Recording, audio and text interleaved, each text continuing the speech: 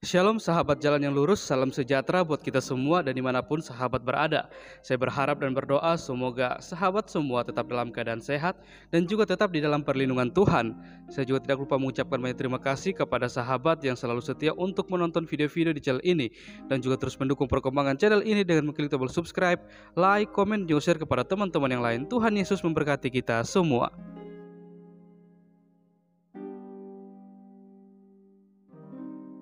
Sahabat yang terkasih, di kesempatan kali ini kembali lagi kita akan bersama-sama menyaksikan sebuah diskusi atau debat yang sangat menarik dan juga seru, di mana di dalamnya ada Edis. Kita akan melihat, bahkan kita juga bisa memberikan penilaian bagaimana ketika debat ini berlangsung, dan kita akan juga melihat bagaimana masing-masing pendebat mereka membawakan setiap data-data mereka, dan juga mereka harus bisa mempertanggungjawabkan setiap data-data mereka dan juga argumen yang mereka utarakan. Dan lagi-lagi kita akan melihat bagaimana reaksi atau respon ketika data dan juga argumen yang dia bawakan semuanya itu bisa dibantah dan dipatahkan oleh teman-teman para apologet Kristen. Maka dari itu, tanpa berlama-lama, mari langsung saja kita saksikan videonya atau diskusi dan juga debatnya tersebut. Dan saya mempersilakan untuk kita semua bisa memberikan komentar yang positif, saling membangun, bukan untuk saling menjatuhkan satu dengan yang lain. Selamat menyaksikan. Tuhan Yesus memberkati kita semua. Angkanlah terus istrimu dan bertakwalah kepada Allah. Terus, sedang engkau menyembunyikan di dalam hatimu apa yang akan dinyatakan oleh Allah. Terus, dan engkau takut kepada manusia. Stop. Engkau takut kepada siapa?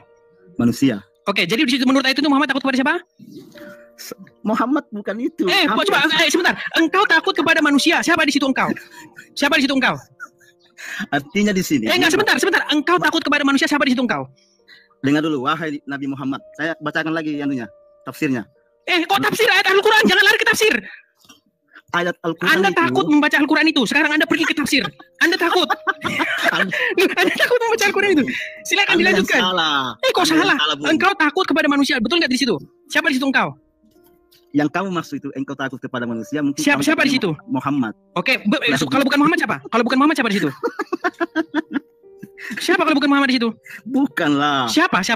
Makanya itu bro, Al-Quran itu tidak bisa dibaca lurus seperti ini. Oh, harus dibaca terbalik. Berarti bacanya harus terbalik. Harus bolak-balik, nggak bisa dibaca lurus. Salah loh kamu. Berarti bacanya harus terbalik. Anda barusan bilang bacanya nggak boleh terbalik. Bukan, lurus. Maksud saya itu. Enggak, Anda barusan bilang bacanya nggak boleh lurus. Berarti harus terbalik. Loh, gimana nih? Anda barusan bilang loh, bacanya harus terbalik. Nggak boleh lurus. Begini maksud bahasa saya, bukan dibaca terbalik.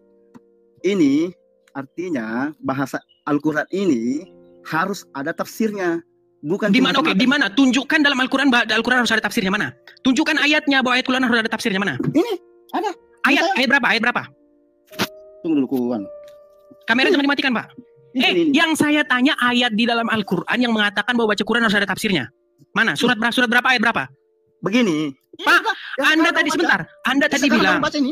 Itu buku tafsir. Yang saya tanya, di mana dalil di dalam Al-Quran bahwa baca Al-Quran harus ada tafsirnya? Mana? Loh, ini Al-Quran loh. Waduh, ini orang gimana? Anda kebanyakan, Pak, kurang-kurangin benturin kepala ke ubin, Pak. Saya tanya sama Anda. Di mana dalil di dalam Al-Quran bahwasanya kalau baca Al-Quran harus pakai tafsir? Mana dalilnya? Ayat berapa itu? Surat apa? Memang tidak ada dibacakan di situ. Ya sudah ada, berarti Anda ngarang bebas. Dengar dulu. Kalau kamu Pak, baca, dengarkan. Al-Quran itu hanya dengarkan Pak. Saya dengarkan dari orang yang telah 13 tahun mendalami Al-Quran. Dengarkan. Perhatikan Pak, konsentrasi. Ayat Al-Quran hanya dibedakan jadi dua macam. Ayat-ayat yang muhkamat dan ayat-ayat yang mutasabihat. Muhkamat artinya jelas dan mutasabihat artinya adalah tidak jelas atau samar, yang hanya Allah yang mengerti takwilnya. Kenapa Anda malah tunjuk buku tafsir? Itu buku tafsir yang saya tanya, dalil untuk memahami Al-Quran harus pakai buku tafsir mana? Ini Al-Quran, Pak. Al-Quran. Saya ngerti, Pak, itu Quran. Yang saya tanya, aduh. Ini, dengar dulu. Kamu diam dulu, saya menjelaskan. Kamu diam dulu. Silakan. Al-Quran, semua Al-Quran itu yang dibaca ada artinya. Tapi dalam satu ayat itu bisa ditafsirkan. Paham? Kita ngomongin opini atau ngomongin Quran? Quran, bukan opini. Oke, di mana dalam Al-Quran bahwa ayat Quran harus ditafsirkan? Di mana? Itu tidak ada dalilnya bahwa Ya berarti Anda ngarang. Berarti Anda ngarang. tidak ngarang. Oke, di mana ayatnya? Tunjukkan ayatnya. Baca Quran harus baca buku tafsir mana? Kita tidak perlu mencari dalil. Ya, berarti Anda telah memfitnah. Anda telah memfitnah. Saya bisa tunjukkan. Nah, saya bisa tunjukkan. Di dalam surat Ali Imran ayat yang ke-7 dikatakan bahwa ayat-ayat yang diturunkan itu hanya dibedakan jadi dua macam. Ayat-ayat yang Muhammad. Apa arti Muhammad? Muhammad artinya jelas. Betul tidak Muhammad artinya jelas? Jawab dulu. Muhammad artinya jelas. Betul tidak? Betul. Oke, kalau sudah jelas ngapain lagi Anda tafsir-tafsirkan? Betul. Kalau sudah jelas kenapa Anda harus tafsirkan? Dengar dulu, jangan cuma kamu aja yang ngomong, kasih ngomong juga saya. Silakan. Kalau cuma kamu aja yang ngomong itu salah. Silakan. Kalau kita berbahasa Indonesia, kalau kita cuma bilang keluar, itu keluar kemana kira-kira? Bagaimana cara penafsiranmu kalau kita bilang keluar? Lihat konteks. Bagaimana caramu kalau kita bilang, silakan keluar? Penafsiranmu kemana itu? Ya, lihat konteks. Keluar bisa jadi keluar dari rumah, bisa jadi lihat konteksnya apa yang sedang terjadi. Sama sudah dengan Al-Quran ini. Oke, menurut yang tadi itu, di situ kamu di situ siapa? Kamu lebih takut kepada manusia. Siapa di situ kamu? Nah, makanya. Enggak, Pak. Pertanyaan saya simpel. Bapak Tafsah yang terhormat, tolong Bapak jawab. Kamu takut kepada manusia di dalam surat Al-Ahzab itu? Kata kamu ditujukan kepada siapa? Dengar dulu. Dan kamu Nabi, wahai Nabi Muhammad, wahai Nabi, menyembunyikan dalam hatimu apa yang Allah wahyukan kepadamu, yaitu talak said. Oke, terus lanjutannya. Dan kamu lebih takut kepada manusia, betul? Tidak ada. Oh, baca ayat Al-Qur'annya. Jangan tafsirnya. Ayat Al-Qur'annya langsung. Ayat Al-Qur'annya. Ayat Qur'annya lagi. Ya. Dibacakan. Iya, silakan. Mana sih? Saya lihat cek pakai kacamata dulu ya. Langsung goyang nih, oyong. Angin topan melandai. Silakan. Sebenarnya apa namanya? Ilmu saya di sini sebenarnya enggak ini cuma. Nah, kalau seperti itu saya senang. Kalau Bapak akui bahwa maaf ilmu saya lebih rendah, saya senang. Saya sangat mengapresiasi itu. Kalau seperti itu kan jelas kita diskusinya. Begini, tapi dengar dulu. Silakan. Cuma saya di situ saya menjelaskan ilmu saya yang rendah dengan ilmu Anda yang memahami Al-Qur'an tidak sebanding dengan ilmu saya yang rendah dengan ilmu Anda yang tinggi. Iya sudah, kalau seperti itu kan saya senang gitu loh. Kalau seperti itu saya senang. Nah, ada pengakuan bahwa ilmu saya lebih tinggi Al-Qur'an daripada Anda. Kalau seperti itu kan jelas. Begini, itu cuma memahami Al-Qur'an yang simpelnya saja. Kok simpel? Tidak memahami isi-isinya dalamnya. Begitu loh. Oke, sekarang saya minta jujur Bapak Tafsah. Kejujuran adalah kunci utama dari sebuah diskusi. Kalau Bapak membohongi diri sendiri, menipu diri sendiri, kita sudah nggak ada gunanya lagi diskusi. Sekarang saya tanya, tolong Anda jujur. Menurut surat Al-Ahzab ayat 37, di situ ada kata-kata, dan engkau menyembunyikan di dalam hatimu apa yang Allah hendak menyatakan kepadamu. Dan engkau takut kepada manusia, padahal Allah lah yang lebih berhak engkau takuti. Engkau di situ siapa? Kalau kamu cuma Pak, pertanyaan saya sederhana. Engkau di situ siapa, Pak? Engkau itu, apa namanya? Saya tidak bisa bilang engkau siapa kalau saya tidak menjelaskan tafsirnya. Pak, begitu, engkau Pak. Di situ sudah jelas di situ Muhammad, Pak. Engkau di situ Muhammad. Salah. Kok salah sih, Pak? Engkau di situ siapa kalau bukan Muhammad? Dengar bagus-bagus ya. Dengar bagus-bagus saya tafsirkan ya. Tak kala kamu wahai Nabi. Oke, dikatakanlah wahai Nabi, berarti kamu di situ Nabi, betul atau tidak? Dengar dulu. Enggak, tatkala engkau wahai Nabi, berarti engkau di situ Nabi, betul tidak? Betul. Betul. Oke, tatkala engkau wahai Nabi berkata kepada orang Allah beri. Oke, di situ Zaid. Zaid itu orangnya. Islam kepadanya. Oke, itu Zaid. Terus lanjut. Zaid bin Haris. Oke, terus lanjut. Oke, terus. Dikatakan oleh Nabi Muhammad SAW. Oke, terus lanjut. Dan pernah diangkat sebagai anak olehnya. Jangan terlalu panjang baca tafsirnya, baca Al-Qur'annya aja, Pak. Nanti jangan itu tafsirnya itu, Pak. Jangan kepanjangan nanti. Baca terjemahan Al-Qur'annya saja, Pak. Kenapa Bapak berat membaca terjemahan Al-Qur'annya saja? Dengar dulu. Ini tafsir yang paling simpel. Muyassar. Oh, Tuhanku. Pak, di situ kan di dalam terjemahan Al-Qur'annya nih, saya bacakan Pak, terjemahan Al-Qur'an saya nih. Saya pakai langsung di layar saya, dengarkan, lihat nih. Saya pakai langsung di layar saya nih, Pak. Al-Qur'an itu Pak, dengarkan, nih Pak, nih Pak, nih, dengar Pak, nih. Dan ingatlah ketika engkau di sini Muhammad, betul? Dan ingatlah ketika kamu di sini Muhammad, betul atau tidak? Tidak ada dibilang kamu Muhammad, wahai Nabi. Nabi di sini Muhammad, betul atau tidak? Tidak. Jadi siapa di sini? Makanya paham tafsirnya. Kalau buset tadi udah dibilang loh itu Muhammad Pak, dan ingatlah engkau. Kamu 13 tahun belajar Al-Qur'an sendiri aja tanpa memahami nafsir, sama ada kamu ayam yang berkokok, burung yang berkokok. Oke, silakan Anda baca dulu, silakan Anda baca. Itu Anda itu sama seperti burung beo. Silakan Anda baca dulu. Enggak, silakan Anda baca Al-Ahzab 37, silakan. dan ingatlah kepada engkau. Kok dibaca-baca terus? Ini tadi ya, pertahankanlah terus istrimu dan bertakwalah kepada Allah. Terus? Sedang engkau menyembunyikan di dalam hatimu. Oke, siapa di situ? Engkau menyembunyikan di dalam hatimu, siapa itu? Yang menyembunyikan sesuatu dalam hati itu siapa? Artinya, Enggak, siapa itu, Pak? Siapa itu? Bukan artinya, siapa itu yang menyembunyikan sesuatu dalam hatinya itu siapa? Menyembunyikan dalam hatimu apa yang Allah wahyukan kepadamu. Iya, siapa itu? Siapa yang menyembunyikan dalam sesuatu hatinya itu? Nabi. Terus apa di situ? Yaitu talak Said terhadap istrinya dan menikahkanmu dengan mantan istrinya tersebut. Oke, siapa di situ yang mau dinikahkan? Makanya dengar dulu baca. Enggak, iya siapa yang mau dinikahkan itu siapa? Muhammad, betul? Dan Allah menampakkan apa yang kamu sembunyikan. Kamu takut orang-orang munafik. Oke, takut. Siapa di situ yang takut? Siapa di situ yang takut? Dengar dulu. Siapa di situ yang takut? Yang takut di situ siapa? Kita tidak bisa menafsirkan siapa yang takut kalau aduh, ini gimana sih, Pak? Ini gimana Bapak ini? Aduh, dari tadi kok muter-muter Bapak ini. Udah dibilang siapa di situ yang takut kok lari kemana-mana ini? Siapa di situ yang takut? Anda itu mencari kejelekan. Sebentar lagi Anda turunkan saya. Karena bila nanti jaringan karena Anda nggak mau jawab. Anda putar-putar. Gimana? Bukan tidak mau menjawab. Anda yang tidak mau mendengar. Anda cuma mau mencari kejelekan. Pahami di situ. Aduh, lari kemana-mana Bapak ini. Kenapa sih Bapak lari kemana-mana? Anda yang lari kemana-mana. Paham? Anda yang lari kemana-mana. Anda 13 tahun menafsirkan hanya seperti burung beo, mengerti, tapi tidak memahami. Ini Bapak ini kok malah cerita-cerita, Pak. Yang saya tanya itu dari tadi siapa di situ? Malah Anda lari kemana-mana. Silakan. Nah, menapik dan berkata Muhammad menikahi mantan istri.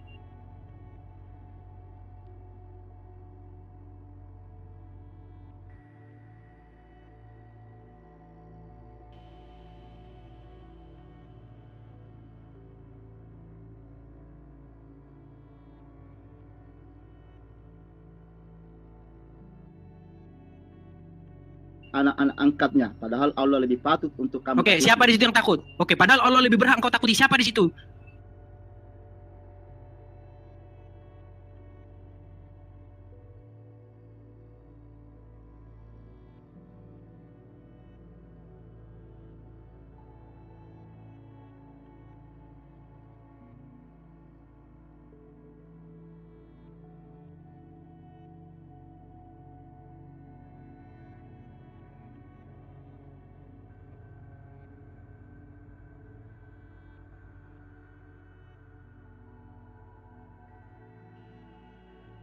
Oh.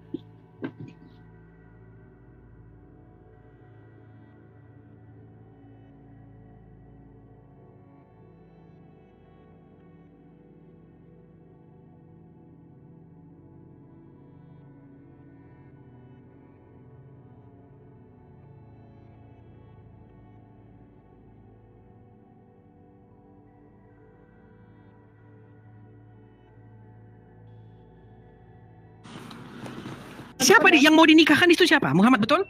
Dan Allah menampakkan apa yang kamu sembunyikan. Kamu takut orang-orang munafik. Oke, takut. Siapa di situ yang takut? Siapa di situ yang takut? Dengar dulu. Siapa di situ yang takut? Yang takut di situ siapa? Kita tidak bisa menafsirkan siapa yang takut kalau aduh, ini gimana sih, Pak? Ini gimana Bapak ini? Aduh, dari tadi kok muter-muter Bapak ini. Udah dibilang siapa di situ yang takut kok lari kemana-mana ini? Siapa di situ yang takut? Anda itu mencari kejelekan. Sebentar lagi Anda turunkan saya, karena bila nanti jaringan karena Anda nggak mau jawab, Anda putar-putar, gimana? Bukan tidak mau menjawab, Anda yang tidak mau mendengar. Anda cuma mau mencari kejelekan. Pahami di situ. Aduh, lari kemana-mana Bapak ini. Kenapa sih Bapak lari kemana-mana? Anda yang lari kemana-mana. Paham? Anda yang lari kemana-mana. Anda 13 tahun menafsirkan hanya seperti burung beo, mengerti, tapi tidak memahami. Ini Bapak ini kok malah cerita-cerita, Pak. Yang saya tanya itu dari tadi siapa di situ? Malah Anda lari kemana-mana. Silakan. Nah, menapik dan berkata Muhammad menikahi mantan istri, anak-anak angkatnya, padahal Allah lebih patut untuk kamu. Oke, siapa di situ yang takut? Oke, padahal Allah lebih berhak engkau takuti. Siapa di situ? Kamu. Padahal Allah lebih berhak engkau takuti. Siapa di situ engkau? Manakala Said sudah menunjukkan di situ dia. Padahal Allah lah yang lebih berhak engkau takuti. Siapa di situ engkau? Adakah dijelaskan di sini siapa engkau? Jadi siapa di situ engkau? Makanya saya baca. Gimana nih orang ini? Tuhan, aduh. Loh, ini gimana sih? Kamu yang bagaimana? Kamu yang tidak jelas. Aduh, ini orang, kamu yang tidak jelas. ini orang gimana? Ini orang ini sakit kepala aku dibikin. Selalu ada yang tertulis sesuatu, kamu langsung stop bahwa siapa yang ditakuti. Makanya tunggu penjelasannya. Saya jelaskan kayak gitu nah. Siapa di situ? Engkau. Kamu belajar ilmu, kamu sekolah sendiri, sekolah di rumah atau gimana? Oke lah, saya akui Anda tidak bisa menjawab ini. Sekarang Anda bertanya kepada saya kan? Kepada siapa saya belajar Al-Quran? Dengar, saya kasih tahu, dengarkan. Pertama-tama, saya seperti Anda persis. Kalau baca Al-Quran harus pergi ke Pak Ustadz. Waktu itu, saya cerita ya. Waktu itu, saya diajari surat Al-Ikhlas. Ya, dia suruh saya baca. Saya bacanya begini waktu itu ya, saya bacanya begini. Qul huwallahu ahad, Allahu somad, walam yalid walam yulad, walam yakul lahu kufuwan ahad. Terus dimarahin saya. Dibilang begini, bacanya bukan Qul huwallahu ahad, tapi Qul huwallahu ahad. Harus ahad gitu. Hanya seperti itu yang diajarin, terus seperti itu. Dalam hati saya bilang seperti apa? Dalam hati saya bilang gini, Pak. Pak, saya belajar Al-Quran bukan cari bagaimana cara bacanya, Pak. Tapi nggak saya bilang sama ustaz saya itu, tapi dalam hati saya bilang, saya baca Al-Quran ini bukan cari bagaimana cara bacanya, bagaimana cara melafatkannya, bagaimana cara baca tajwidnya, bagaimana cara qol-qolannya, bukan itu. Yang saya cari adalah maknanya di dalam bahasa Indonesia dan apa itu artinya. Itu yang penting bagi saya. Saya tidak penting bagi saya itu qol-qolannya, tajwidnya, tidak penting. Karena Pak Ustadz bilang begini, karena satu huruf ya itu akan mendapat pahala. Pak, saya ini non muslim, Pak. Saya membaca Al-Quran bukan mau cari pahala. Saya membaca Al-Quran, saya ingin mengerti artinya supaya saya tahu apa isinya dan bisa saya serap dalam kepala saya dan bisa saya maknai apa artinya. Itu yang penting bagi saya daripada pahala. Akhirnya apa? Saya putuskan untuk belajar Al-Quran secara otodidak. Saya beli buku tafsir, saya baca buku tafsir, saya baca Al-Quran, saya baca ini, saya baca terjemahan beda-beda terjemahan, saya baca terjemahan Yusuf, saya baca semua terjemahan. 13 tahun lamanya saya baca itu semua dari Al-Fatihah Anas Al-Fatihah bolak-balik ya, dengan satu tujuan, saya ingin mengerti apa sesungguhnya isi Al-Quran. Ternyata setelah saya dapati semua yang saya dengar dari Anda, dari orang-orang tidak sesuai dengan apa yang dikatakan Al-Quran. Satu contoh tadi Anda bilang, kalau baca Al-Quran harus baca buku tafsir. Ingat, itu tadi kata Anda. Sekarang tunjukkan sama saya satu surat di dalam Al-Quran yang mengatakan bahwa membaca Al-Quran harus pakai buku tafsir. Tunjukkan. Kalau ada, saya tutup akun saya ini. Saya nggak mau lagi debat begini. Tunjuk satu ayat. Di mana? Saya jelaskan lagi. Kasih lagi kesempatan menjelaskan ya. Silakan. Kasih kesempatan. Di dalam Islam kita tidak dituntut belajar Al-Quran. Cuma kalau cuma belajar aja tafsir artinya itu Anda tidak akan dapat. Yakin saya 20 tahun, 30 tahun Anda belajar Al-Quran, hafal bolak-balik dari titik sampai titik, dari juz ke juz. Kalau Anda tidak mentafsirkan, Anda tidak akan dapat. Pak, yang saya tanya aja Anda tidak paham loh, Pak. Dengan segala hormat, Pak. Dengan segala hormat, Pak. Yang saya tanya Anda tidak paham. Yang saya tanya adalah tunjuk satu ayat, satu surah di dalam Al-Quran yang mengatakan bahwa kalau membaca Al-Quran ini haruslah Anda merujuk kepada buku tafsir. Di mana ayatnya? Anda tahu nggak? Al-Quran itu perkataan siapa? Zalikal kitabu la raiba fihi hudalil muttaqin.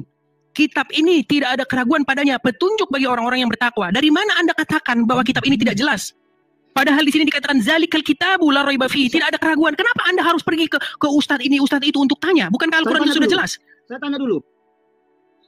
Belajar Al-Quran, dalam Al-Quran ini perkataan siapa?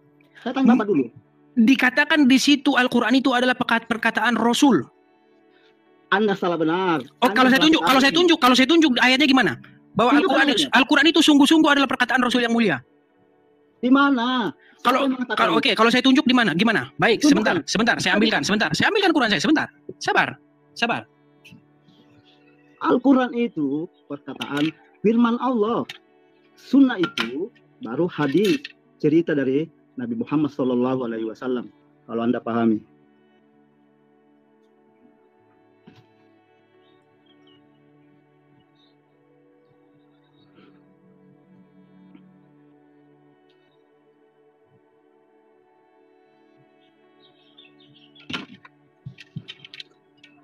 Katanya 13 tahun hafal Al-Quran. Kok baru nyari hadisnya?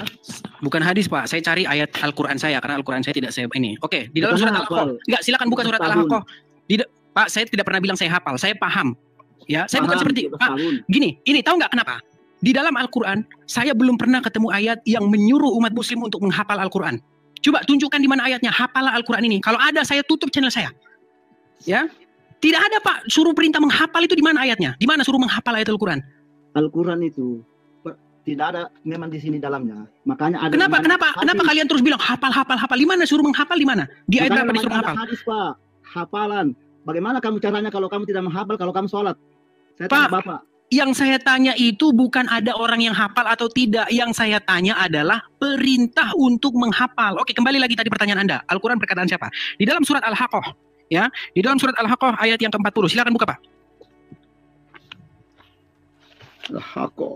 Ya, silakan. Al-Haqqah. Ya. Al-Haqqah ayat yang ke-40, bacakan. Surat berapa itu? Surat Al-Haqqah, Pak. Tafsir saya mau diganti lagi nih. Coba dibaca sudah, sambil dibaca. Ya, di sini saya bacakan. Di sini bunyinya innahu laqaulahu rasulun karim. Yang artinya adalah sesungguhnya itu, maksudnya adalah Al-Qur'an, adalah sungguh-sungguh perkataan Rasul yang mulia. Anda mau bantah itu terjemahannya? Terus, sampaikan. Ya, itu Anda kan tanya perkataan siapa Al-Quran itu. Ini menurut ayat ini sesungguhnya innahu laqauluhu rasulin karim. Sesungguhnya dia, maksudnya Al-Quran itu adalah benar-benar perkataan Rasul yang mulia. Tunggu ya, cari. Keberadaan surat Al-Haqqah aja Bapak tidak tahu itu dalam Al-Quran. Bagaimana mungkin Bapak besok cukur jenggot Pak? Saya sudah kasih tahu. Ya Bapak hanya jenggotnya saja yang panjang, tapi isinya nggak ada. Tuh, dengar dulu. Belajar itu bukan berarti kita bingung untuk mencari. Pak, dengarkan. Dengarkan saya. Saya tahu Bapak orang baik. Ya. Saya tahu, saya melihat Bapak itu orang baik. Dengar Pak, dengar. Di dalam Al-Quran, sebentar Pak. Saya itu tidak pernah menjelek-jelekan Anda. Saya juga tidak menjelekkan Bapak. Gini, dengarkan Pak ya. Pak, dengarkan dulu, dengarkan Pak. Dengarkan. Apa namanya? Langsung ke ponis ke fisik saya. Enggak, oke gini, dengarkan Pak. Saya mau kasih tahu sama Anda. Oke, sebentar Pak, saya mau kasih tahu sama Anda. Saya baca Al-Quran sudah 13 tahun Pak. Saya belum pernah ketemu ada ayat di dalam Al-Quran yang memerintahkan untuk panjangin jenggot. Saya belum pernah ketemu. Begini, di dalam Al-Quran untuk memanjangkan jenggot memang tidak ada. Tidak ada. Oke, sudah. Artinya Anda tidak berpedoman, Anda tidak mencukupkan diri dengan Al-Quran. Anda pergi kepada kitab ini, kitab karangan itu, mazhab ini, mazhab itu, mazhab ini, mazhab itu. Anda tidak mencukupkan diri Anda dengan Al-Quran. Anda merasa Al-Quran itu tidak puas. Kenapa Anda tertawa? Apakah Anda puas dengan Al-Quran? Anda ini memang betul-betul tidak mengerti. Oke, silakan. Apakah Anda puas dengan Al-Quran? Dengar dulu. Al-Quran adalah kitab. Tidak lengkap. Menurut Anda lengkap atau tidak? Hadis itu adalah perkataan Muhammad. Oke, sekarang saya tanya sama Anda. Oke, baik. Sekarang saya tanya sama Anda. Menurut Anda, Al-Quran itu lengkap atau tidak? Nyata lengkap. Lengkap. Kalau lengkap, Anda perlu nggak ke buku lain? Begini loh. Pak, pertanyaan saya sederhana. Kalau Al-Quran lengkap, kenapa Anda cari buku lain? Loh, kenapa Anda ketawa? Pertanyaan saya sederhana. Saya tanya dulu. Anda kitabnya apa? Injil. Perkataan Injil itu dari mana? Nah, Anda kok ingin mengalihkan topik ini? Saya tanya dulu. Saya balik ini. Dari para saksi mata dan pelaku peristiwa. Peristiwa. Siapa yang memperistiwakan? Kenapa Anda percaya? Karena itu disampaikan oleh para saksi mata yang kredibel menurut saya. Yang hidup sezamannya. Terus Al-Quran, siapa yang menyampaikan di dunia ini? Oke, sekarang saya tanya sama Anda. Apakah Anda percaya bahwa Al-Quran itu 100% firman Allah kepada Muhammad? Saya percaya. Oke, saya buktikan. Di dalam surat Al-Ahzab ayat 40, "Makana Muhammadin aba ahadin min rizalikum, walakin rasulin wa khataman nabiyyin." Kurang lebih seperti itu, saya nggak hafal Arabnya. Yang artinya begini bahasa Indonesianya. Makana Muhammadin, Muhammad itu tidak lain makana Muhammadin aba ahadin min rizalikum. Makana Muhammadin, ya. Muhammad itu bukanlah bapak dari seorang laki-laki di antara kalian. Siapa yang ngomong di situ? Pak, jawab dulu. Anda kan mengatakan bahwa Al-Quran 100% firman Allah, betul? Sekarang saya tanya, yang berkata di dalam surat Al-Ahzab 40, Muhammad itu bukanlah bapak dari seorang laki-laki di antara kalian. Siapa yang berbicara di situ?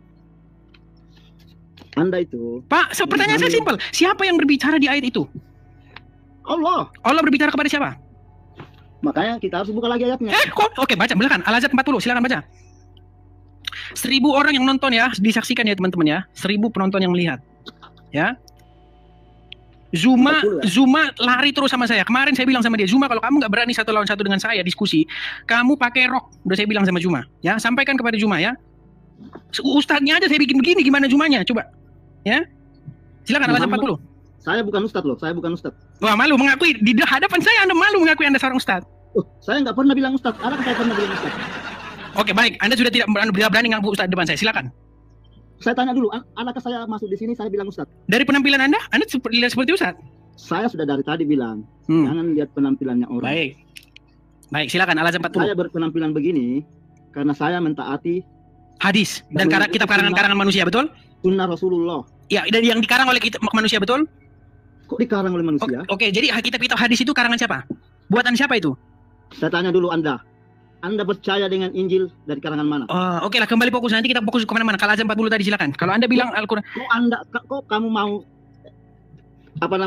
terus sorot saya, terus saya nggak mau sorot Anda. Boleh, oke. Lanjutkan dulu biar kita tidak lari, Pak. Anda tadi bilang. Siapa Anda itu memang? Oke, baik, Pak. Saya ingin supaya kita fokus dulu. Nanti kalau kita turuti, dari mana Anda mempercayai Injil itu? Dari apa yang tertulis? Saya mempercayai Al-Quran itu dari Muhammad. Oke, sekarang kita buktikan. Kalau memang benar Al-Quran itu 100% firman Allah kepada Muhammad, tolong jelaskan kepada saya secara logis. Di dalam surat Al-Ahzab ayat 40 ini, siapa yang sedang berbicara dan kepada siapa dia bicara? Silakan. Ini Al-Quran. Makana Muhammadim aba ahadim mir rizalikum walakin rasulin wa khataman nabiyyin. Muhammad itu bukanlah bapak dari seorang laki-laki di antara kalian. Siapa di situ yang bicara, Pak? Dengar dulu. Muhammad bukanlah bapak dari seorang di antara kalian. Oke, siapa di situ yang ngomong? Yang ngomong di situ siapa, Pak? Akan tetapi dia adalah utusan Allah. Oke, stop di situ. Siapa yang bicara di situ? Tuhan yang menyampaikan. Oke, dia ngomong sama siapa? Tuhan ngomong sama siapa di situ? Tunggu dulu. Al-Ahzab 40, Pak. Ya tahu saya sudah baca. Muhammad itu bukanlah bapak dari salah satu laki-laki di antara kalian, tetapi dia siapa yang ngomong di situ? Yang dia sampaikan kepada. Enggak, yang ngomong di situ siapa, Pak? Yang ngomong di situ siapa tadi, Pak bilang? Sebentar. Tadi Anda katakan bahwa yang bicara di situ adalah Allah. Allah lagi bicara sama siapa? Dia menyampaikan kepada golongan-golongan orang. Berarti dia tidak berfirman kepada Muhammad. Dia tidak berfirman kepada Muhammad. Al-Ahzab Anda tahu artinya enggak? Pak, dia ngomong sama siapa? Tadi Anda bilang Al-Quran itu firman Allah kepada Muhammad. Sekarang saya tanya, menyampaikan kepada golongan-golongan. Berarti bukan kepada Muhammad. Bukan kepada Muhammad. Orang yang bersekutu. Enggak, bukan kepada Muhammad berarti. Dengar dulu. Oh, dengar dulu gimana lagi Bapak ini? Saya tanya bukan kepada Muhammad. Al-Ahzab itu artinya golongan-golongan orang yang bersekutu. Oke, di situ tertulis, makana Muhammadim aba ahadim mir rizalikum. Muhammad itu bukanlah bapak dari seorang laki-laki di antara kalian. Di sini Allah sedang bicara kepada siapa? Muhammad bukanlah bapak dari seorang di antara kalian. Oke, siapa di situ Allah sedang bicara kepada siapa? Adalah utusan Allah dan penutup para nabi. Oke, siapa di situ? Oke, Allah bicara kepada siapa di situ? Dengar dulu. Dan penutup para nabi. Tidak ada kenabian sesudahnya sampai hari kiamat. Oke, di situ Allah ngomong sama siapa? Perbuatan kalian. Ya, di situ Allah ngomong sama siapa, Pak? Iya, pertanyaan saya di situ Allah ngomong sama siapa? Kalian itu orang-orang yang menyekutui Nabi Muhammad termasuk Pak, saya tidak tahu, tidak tanya siapa di situ kalian. Yang saya tanya di situ Allah sedang berbicara kepada siapa? Itu termasuk Anda yang disampaikan. Berarti tidak berbicara kepada Muhammad. Itu termasuk Anda. Pak, berarti tidak berbicara kepada Muhammad. Ini dia berbicara pada orang yang disekutukan. Bukan kepada Muhammad, bukan kepada Muhammad. Ya. Oke, tadi Anda bilang Al-Quran adalah firman Allah kepada Muhammad, betul? Firman Allah. Makanya ada namanya surat. Surat itu adalah kejadian-kejadian yang pernah dilakukan. Begitu, Pak. Bapak ini salah. Yang saya tanya, apakah di situ Allah sedang berfirman kepada Muhammad? Jawabannya iya atau tidak?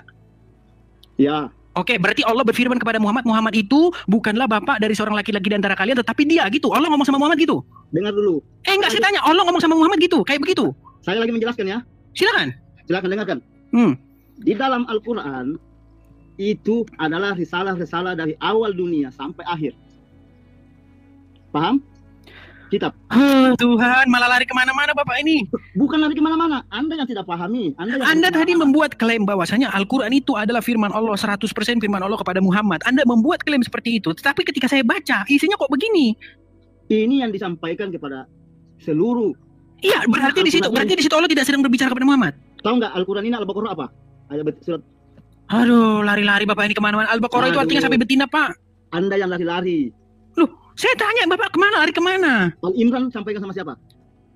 Menurut kepercayaan Anda, itu firman Allah kepada Muhammad. Betul? Oke, sekarang saya tanya, di dalam surat Al-Ahzab ini, dikatakan, makana Muhammadun. Muhammad itu bukanlah bapak dari seorang laki-laki di antara kalian, tetapi dia adalah Rasul dan penutup para nabi. Pertanyaan saya, apakah di sini Allah sedang ngomong sama Muhammad? Ini Al-Quran seperti menyampaikan, anggaplah seperti kita semua di sini, menyampaikan semua kepada umat manusia seperti itu. Oh, Pak Tolha. Ayatnya ini disampaikan kepada manusia, bukan kepada Muhammad. Diturunkan kepada Nabi Muhammad. Oke, jadi Allah ngomong sama Muhammad. Oke, jadi Allah berfirman kepada Muhammad, Muhammad itu bukanlah bapak dari seorang laki-laki di antara kalian, tetapi dia ya, bukan Anda ya, adalah Rasul dan berarti Muhammad ada dua di sini. Ada Muhammad yang lain. Tidak ada. Terus dia ngomong dia adalah Rasul. Allah ngomong sama Muhammad, dia Muhammad adalah Rasul gitu. Susah mau dijelaskan orang yang tidak mengerti, yang tidak paham. Saya kepala saya juga pusing, Pak. Pusing kepala saya. Saya malah pusing, apa namanya? Susah mau dipahami Anda ini. Oke lah, dikasih dulu dia koin pemirsa biar dia nggak pusing. Dan juga jangan lupa nih, dikasih juga koin biar saya nggak pusing hidup Bapak. Saya nggak butuh. Saya cuma membela apa yang Anda katakan, apa yang Anda jelekan. Saya juga bukan ustadz. Tapi saya bukan ustadz. Tapi Anda sudah lebih pintar, 13 tahun memahami Al-Quran, tapi saya tidak memahami Al-Quran. Memang 13 tahun, Pak. Saya kasih tahu. Kenapa banyak di antara kalian yang tidak paham Al-Quran? Saya kasih tahu apa penyebabnya. Ini riset saya, Pak. Perhatikan. Kalian lebih banyak menghabiskan waktu menghafal Al-Quran, membaca bagaimana cara membacanya dengan benar, tajwidnya, qol-qolanya, ya, lafadznya. Habis waktu Anda baca di situ, Pak. Itulah kenapa Bapak tidak paham Al-Quran. Sementara saya menghabiskan waktunya bukan untuk belajar qol-qolah, bukan untuk belajar tajwid, bukan untuk belajar bagaimana lafadznya supaya Arab, supaya harus begitu. Saya tidak ada waktu saya habiskan seperti itu. Itulah kenapa saya lebih paham Quran daripada Anda. Bukan. Kalau lebih membaca, kalau keindahan membaca, oke, Anda mungkin lebih pintar membaca Quran indah. Tapi kalau isinya, no. Saya lagi yang ngomong ya. Silakan. Saya lagi yang ngomong. Silakan. Kenapa seperti itu? Kita harus memperbaiki ejaannya, bahasa apa namanya, cara bacanya. Karena di dalam Al-Quran satu aja yang salah baca itu sudah melebar bacaannya, sudah melebar artinya.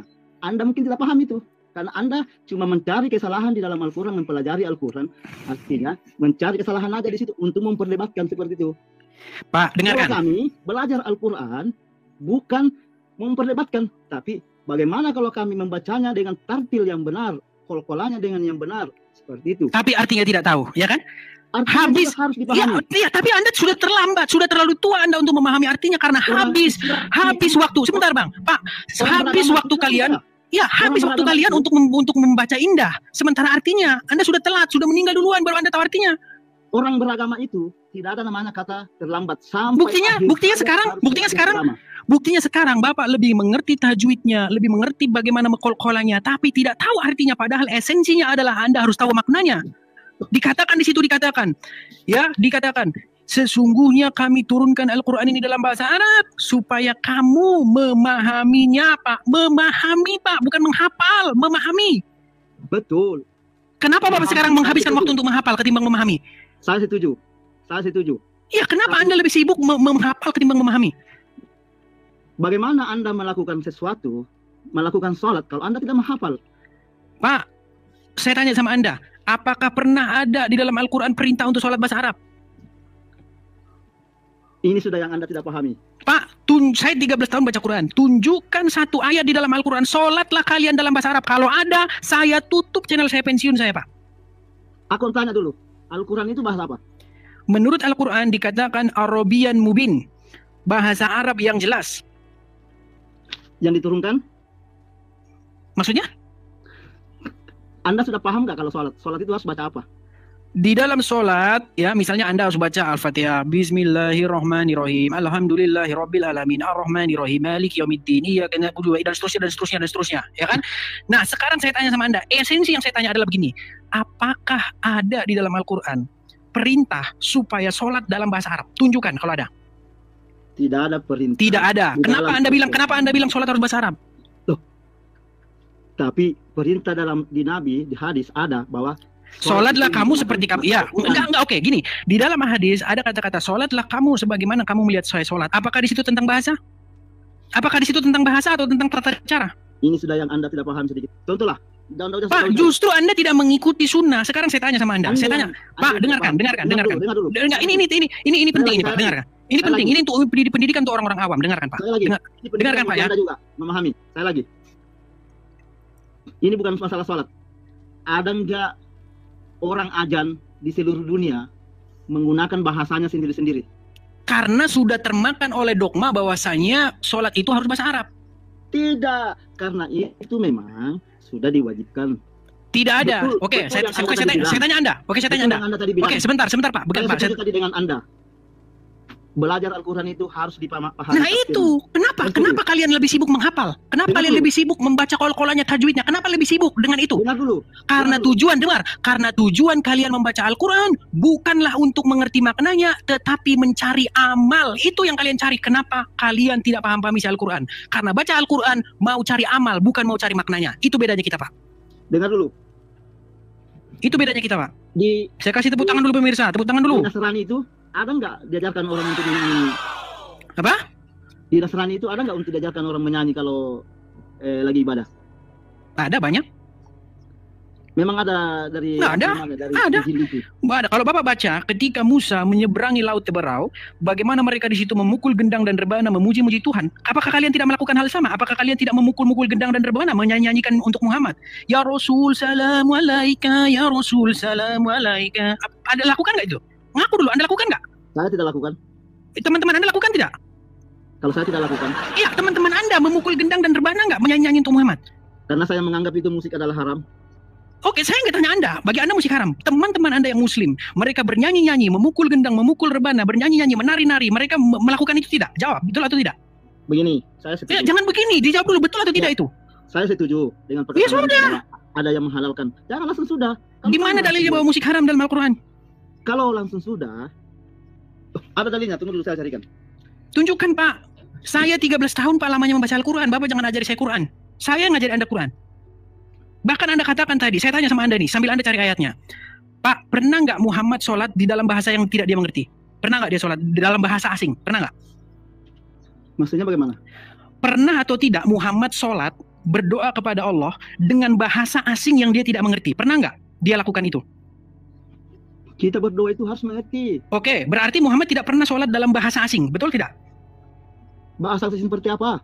Bukan bahasanya dia. Contoh dia sholat pakai bahasa Inggris, pakai bahasa Jepang. Pernah nggak dia sholat pakai bahasa yang bukan bahasa dia? Nah, memang Al-Quran diturunkan dalam bahasa Arab aja. Oke, Muhammad sholat di dalam bahasa yang dia mengerti, di dalam bahasa yang dia paham. Kenapa Anda sholat dalam bahasa asing, sedangkan Muhammad sholat dalam bahasanya sendiri? Anda itu selalu mau menyamakan. Anda tidak mau menjawab itu. Begini dulu, Anda itu. Kita itu sudah ada patokan, tidak boleh lagi ada A, B seperti Nasrani contoh, bisa bahasa ini, bisa bahasa itu, kecuali berdoa. Bapak ini lari kemana-mana, Pak. Sudahlah, saya rasa saya memang terlalu tinggi membahas hal-hal yang tinggi kepada Bapak. Terlalu tinggi. Saya ingin membahas hal-hal yang sederhana-sederhana saja, Pak. Anda itu memponis, bukan terlalu tinggi. Saya cuma mau bilang begini, ya. Kalau Anda membaca Al-Quran, Pak, di dalam Al-Quran itu, di dalam surat Ali Imran ayat yang ke-7, Al-Quran itu hanya dibedakan menjadi 2 macam ayat. Yang pertama ayat-ayat yang muhkamat, yang artinya adalah jelas. Yang kedua adalah mutasabihat, yang artinya adalah samar. Nah, untuk ayat-ayat yang mutasabihat ini dikatakan, tidak seorang pun yang mengerti takwilnya kecuali Allah. Ya, kalau sudah dikatakan oleh Al-Quran, tidak seorang pun mengerti takwilnya kecuali Allah. Pekerjaan sia-sia tidak Anda mencari takwilnya? Saya tanya dulu. Anda salah kalau bilang pekerjaan sia-sia. Oh, di situ dikatakan hanya Allah yang mengerti takwilnya. Kenapa Anda mencoba-coba mencari takwilnya? Takwil apa itu? Takwil dari ayat-ayat yang mutasabihat. Anda sebenarnya terlalu mendalam pemahamannya di Al-Quran. Iya, karena saya terlalu mendalam itu, Pak. Makanya saya tahu tentang Al-Quran. Dari sini saya mengajarkan Anda. Dengar dulu. Anda mendalam sekali dalam Al-Quran. Tapi Anda itu seperti burung beo. Seperti itu. Nah. Kok burung beo sih? Sama halnya kalau kita sekolah itu kita tidak bisa katakan, oh saya bisa, saya hebat. Mau saya katakan saya bisa. Oke, baik. Kalau Al-Quran sendiri sudah mengatakan bahwasanya ayat-ayat di dalam Al-Quran itu hanya ada 2 macam. Yang muhkamat artinya jelas. Jelas. Untuk apa saya cari guru karena di situ sudah jelas? Oke lah, saya beli pelajaran. Terus saya belajar di rumah saya. Terus saya bilang, saya sudah tamat ini kelas 6. Saya sudah tamat SMA. Sekarang saya tanya apakah Allah kurang cerdas menyampaikan firman-Nya sehingga Anda harus cari orang lain untuk membantu Allah menjelaskan firman-Nya? Al-Quran itu turun ke siapa? Saya tanya sama Bapak, apakah Allah kurang cerdas memberikan firman-Nya kepada umat manusia termasuk Anda sehingga Anda harus cari Ustadz A, Ustadz B, Ustadz C, Ustadz D untuk membantu Allah menjelaskan firman-Nya kepada Anda? Saya tanya lagi Anda. Saya jawab, bukan saya tanya. Apakah ini dari kecil kita sudah memahami yang namanya Al-Quran?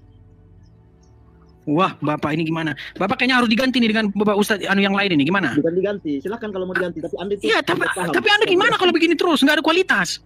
Bukan ada kualitas, Anda itu yang tidak berkualitas. Tidak berkualitasnya di mana? Apakah kita dari kecil sudah mengerti yang namanya agama? Kalau masih kecil tidak. Sampai umur berapa kita mengerti? Sampai dewasa mungkin. Dari mana kita harus mengerti? Ketika kita membaca buku itu sendiri. Apakah Anda dari seorang Nasrani dari kecil tidak pernah belajar? Belajar? Siapa yang ngajarin? Kalau dari kecil karena keinginan belum terlalu kuat, mungkin dari guru-guru sekolah minggu. Setelah dewasa, saya tidak belajar lagi dari guru sekolah minggu, saya baca langsung Injilnya. Sama seperti Anda juga. Ketika Anda malas, Anda tanya sama orang. Tapi ketika Anda sudah rajin, Anda langsung ke sumbernya, ke Al-Qur'annya, Anda baca itu. Ketika Anda mungkin ada sedikit tidak paham, boleh Anda tanya, menurut ulama ini, menurut ulama itu, boleh. Tapi yang ingin saya kasih tahu kepada Bapak, di dalam Al-Quran tidak pernah ada ayat yang bilang begini, kalau kamu mau paham Al-Quran ini, kamu harus baca kitab tafsir Ibnu Katsir ya, kamu harus baca kitab Jalalain ya, kamu harus pergi ke ulama ini ya, kamu harus tanya si ini ya. Tunjukkan ayatnya Pak, di mana? Jangan lari Pak. Terjeda loh, Bapak terjeda. Apa begini? Kita itu belajar, makanya itu Nasrani berubah-ubah kitabnya. Aduh, Bapak ini termakan opini Pak. Di dalam Al-Quran dikatakan, jika kamu ragu-ragu terhadap apa yang kami wahyukan kepadamu, maka tanyakanlah orang-orang yang membaca kitab sebelummu. Surat Yunus ayat yang ke-90 kalau tidak salah Pak. Kalau tidak salah tolong diralat ya. Jika kamu ragu-ragu tentang apa yang kami wahyukan kepadamu, maka tanyakanlah orang-orang yang membaca kitab sebelum kamu. Kenapa Bapak tidak percaya ayat Al-Quran? Kenapa Bapak malah tanya kepada orang-orang yang sesudah Al-Quran turun, bukan sebelum Al-Quran turun? Harusnya kalau Bapak percaya Al-Quran, tanya sama ahli kitab yang sudah membaca kitab sebelum Al-Quran. Bukan tanya kepada para ulama yang membaca kitab sesudah Al-Quran turun. Padahal suruh ditanya kepada yang sebelum, bukan kepada yang sesudah. Anda bagaimana? Tidak percaya kepada Al-Quran. Anda lebih percaya kepada omongan ini, omongan itu, pendapat ini, pendapat fulan yang semuanya mereka saling cakar-cakaran. Begini loh. Karena Anda tidak kembali kepada Al-Quran. Anda lebih percaya kepada pendapat ini, pendapat itu yang semuanya mereka juga bertentangan. Mazhab ini, mazhab itu bertentangan. Masalah kunut aja kalian tidak selesai-selesai. Kapan saya mau dikasih kesempatan ngomong? Silakan. Begini. Makanya sering terjadi perubahan-perubahan seperti umumnya juga Kristen, perubahan-perubahan karena tidak bersanad. Tahu nggak bersanad? Pak, sanad itu justru membuktikan ketidakakuratan informasi itu atau jauhnya informasi itu dari sumber sejarah. Saya kasih contoh. Kalau Anda ingin bercerita kepada anak Anda tentang bapak Anda, perlu nggak Anda sanad? Saya tanya. Saya tanya dulu. Pak, simpel. Tadi kan Anda mempermasalahkan sanad. Kata si fulan berkata kepada si fulan, kata kata-katanya. Itu kata Anda bagus. Sekarang saya tanya, justru kalau sanadnya makin panjang, silakan. Saya lagi ngomong. Kenapa Al-Quran itu tidak pernah berubah dari awal diturunkan sampai sekarang? Karena sanadnya jelas. Di dalam Al-Quran tidak ada sanad, Pak. Cari yang tidak jelas, tidak seperti Nasrani. Itu berubah. Ya, ini Bapak termakan informasi. Oke, sekarang saya tanya. Al-Quran itu sudah bersanad dari dulunya. Bagaimana caranya kamu tahu? Oke, di mana sanadnya Al-Quran, Pak? Tunjukkan. Di mana sanadnya Al-Quran? Bapak itu tahu Al-Quran dari mana? Pak, di dalam Al-Quran tidak ada ditulis di sini dari sini nggak ada, Pak. Bunyi ayat pertama di dalam Al-Quran, Bismillahirrahmanirrahim, Alhamdulillahirabbil alamin, Arrahmanirrahim, Maliki yaumiddin. Di mana di situ sanadnya, Pak? Anda tidak lihat ini siapa penanggung jawab? Pak, itu kata pengantar bukan Al-Quran, Pak. Itu kata pengantar bukan Al-Qurannya. Itu sudah namanya bersanad. Iya, tapi itu informasi itu ada di luar Al-Quran, bukan di dalam Al-Qurannya, Pak. Al-Quran itu tidak langsung turun aja. Kamu dapat, saudara. Tidak mungkin. Ada yang nulis, ada yang jelaskan. Siapa yang nulis Al-Quran? Siapa yang nulis Al-Quran? Ada yang menyampaikan. Iya, siapa yang nulis Al-Quran? Makanya Al-Quran itu tidak berubah-berubah. Iya, Pak. Saya tanya, siapa yang menulis Al-Quran? Makanya kita lihat seperti ini. Siapa sih sanadnya yang bertanggung jawab? Kalau Bapak bilang tidak berubah-ubah, sebenarnya Bapak juga salah. Sekarang Bapak tahu nggak bacaan Al-Quran yang berbeda-beda? Bacaan Al-Quran yang berbeda-beda memang ada pada. Memang ada. Oke, itu buktinya Al-Quran berubah nggak? Tidak berubah sama sekali. Iya, kok udah beda-beda kok tidak berubah? Bacaan Hafs, bacaan Wars beda nggak? Bacaan Qalun beda nggak? Bacaannya beda. Iya, artinya oke, kalau beda berarti artinya beda. Itu beda di ujungnya naru. Seperti iya, makanya saya bilang, oke, kita kasih contoh aja Pak tentang tayamum. Saya tanya sama Anda, menurut versi Hafs atau menurut versi Qalun atau menurut versi yang manapun, orang bertayamum ketika tidak menemukan air dia bertayamum, di situ dikatakan karena bersentuhan dengan perempuan. Bersentuhan di situ apa? Bersentuhannya segini. Oke, tapi tahu nggak Anda menurut mazhab lain itu bersentuhan di situ artinya berhubungan badan? Makanya. Enggak, saya tanya dulu, tahu nggak bahwa ada mazhab lain yang mengatakan bersentuhan di situ bukan bersentuhan fisik begini, tapi berhubungan badan, berhubungan seksual. Tahu nggak? Anda tahu itu nggak? Makanya kata-kata. Enggak, sebentar, Anda tahu itu tidak? Tahu itu tidak? Tahu. Oke. Menurut mazhab lain, bersentuhan itu artinya berhubungan badan. Menurut mazhab lain, bersentuhan itu artinya sentuhan kulit. Sudah beda nggak? Beda nggak itu? Artinya begini. Enggak, saya tanya, beda nggak itu? Saya tanya. Ya, maksudnya ini. Enggak, saya tanya dulu sama Bapak. Beda nggak itu? Begitu. Selemurin nggak begitu? Aduh, udah. Sekarang Bapak, karena Bapak saya sarankan kepada Pak Tafsah untuk mendalami lagi Al-Quran, ya, belajar terus isi Al-Quran, ya, nanti mungkin 15 atau 20 tahun lagi silakan Bapak temui saya lagi. Saya sarankan juga ke Bapak, Anda, siapa namanya? EDTV, silakan Anda mempelajari lebih detail lagi, jangan cuma mencari sesuatu yang menyalahkan, mencari sesuatu. Saya sebagai Muslim juga, dari saya sekarang belajar, sampai tutup usia itu tidak akan berhenti saya belajar. Bagus. Tapi saya sarankan sama Anda, jangan Anda habiskan waktu Anda untuk belajar sesuatu yang tidak dikatakan Al-Quran. Karena saya lihat, semua yang Anda katakan itu adalah pendapat, bukan kata Al-Quran sendiri. Anda sudah belajar dari pendapat-pendapat, bukan dari Al-Quran. Bukan. Anda itu, jangan cuma dipahami Al-Quran itu sebatas kulitnya. Artinya, justru saya membaca isinya Pak, sedalam-dalamnya saya baca. Anda itu cuma membaca kulitnya, tapi tidak memahami isi dalamnya. Loh, justru Anda yang tidak paham.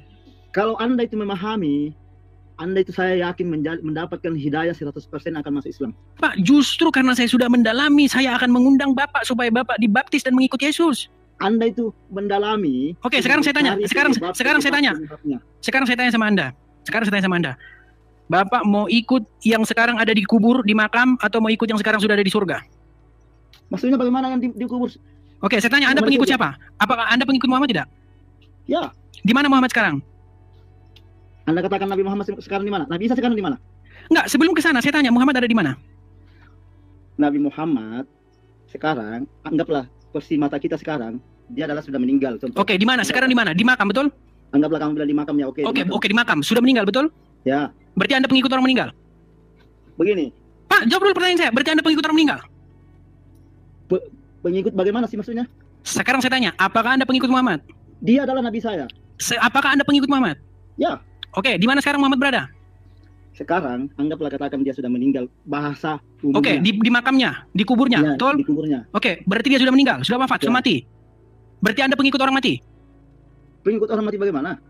Tadi berarti Anda bukan pengikut Muhammad. Sebelum mati dia sudah menurunkan. Enggak, sekarang ini dia masih hidup atau sudah meninggal? Sudah meninggal. Sudah meninggal, berarti Anda pengikut orang meninggal? Kok dikatakan saya pengikut orang meninggal? Oh, Muhammad masih hidup atau sudah meninggal? Sudah meninggal. Apa Anda pengikut Muhammad? Ya. Berarti Anda pengikut orang yang sudah meninggal? Ya, saya pengikut dengan. Makanya saya bilang sama Bapak, saya setelah mendalami agama, mendalami habis-habisan, saya nggak mau kata ini, saya dalami, saya cari kebenaran. Saya mau ikut Yesus yang hidup. Saya tidak mau mengikut orang mati, Pak. Saya mau mengikut Yesus yang hidup. Karena Yesus berkata, akulah jalan dan kebenaran dan hidup. Tidak ada seorang pun yang datang kepada Bapa kalau tidak melalui aku. Saya tanya Anda. Saya tanya Anda lagi. Saya lagi yang bertanya ya. Silakan. Bagaimana kamu yakin Yesus itu hidup? Karena tertulis di dalam Alkitab dari para saksi mata dan para pelaku firman, mereka melihat meraba firman yang hidup, yaitu Yesus Kristus. Dia tulis kesaksian mereka. Apa yang mereka lihat, apa yang mereka raba, dituliskan di situ. Sama dengan Anda. Anda tadi tanya, dari mana Anda tahu bahwa Yesus hidup? Saya jawab, dari kesaksian para saksi mata. Sekarang saya tanya Anda, dari mana Anda tahu Muhammad mati? Juga dari keterangan para saksi mata. Dari para sahabat. Dari apa yang menulis keterangan-keterangan sahabat, di situ dikatakan bahwa dia sudah meninggal. Sekarang faktanya, dengar sebentar Pak. Faktanya, Pak, jangan bicara keyakinan. Gini, dengar. Apa yang tertulis di dalam Bible, yang ditulis oleh para saksi mata, bahwa Yesus bangkit naik ke surga. Apa yang ditulis oleh para sahabat, ditulis dalam kitab Sirah, ya, ditulis dalam sirah-sirah Nabi Muhammad, dikatakan Muhammad meninggal, dimakamkan, dan dia sekarang masih wafat di kuburan, masih meninggal di kuburan. Anda pengikutnya, ya, Anda pengikut Muhammad, yang mohon maaf, Muhammad sudah meninggal. Saya pengikut Yesus. Bukan Muhammad. Ya, Nabi Muhammad yang menyampaikan. Oke, berarti Anda pengikut orang yang sudah meninggal. Betul. Oke, sudah. Berarti itu bedanya kita. Oke, itu bedanya kita. Kita saling menghargai. Itu bedanya kita. Anda pengikut orang meninggal, Anda pengikut orang mati. Saya pengikut Yesus. Sahabat yang terkasih, kita bersama-sama telah menyaksikan dan menyimak bagaimana keberlangsungan diskusi atau debat, bahkan kita bisa melihat dan menyimak bagaimana setiap data-data dan juga argumen yang mereka bawakan. Dan pastinya Bang Edis bersama para teman-teman yang lainnya, mereka sangat dipakai Tuhan dengan luar biasa, sehingga mereka bisa mempertanggungjawabkan segala sesuatu yang mereka yakini dan mereka imani.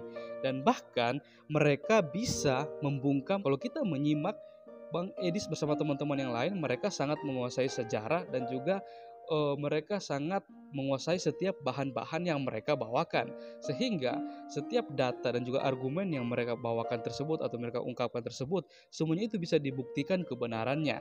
Dan hal inilah yang juga menjadi suatu bahan perenungan untuk kita semua, di mana kita juga harus bisa mempertanggungjawabkan segala sesuatu yang kita imani dan kita yakini pastinya, sehingga ketika ada orang lain di luar sana yang mempertanyakan iman kita, kita bisa menjawab, bahkan mempertanggungjawabkan hal itu di hadapan semua orang dan bahkan di hadapan Tuhan.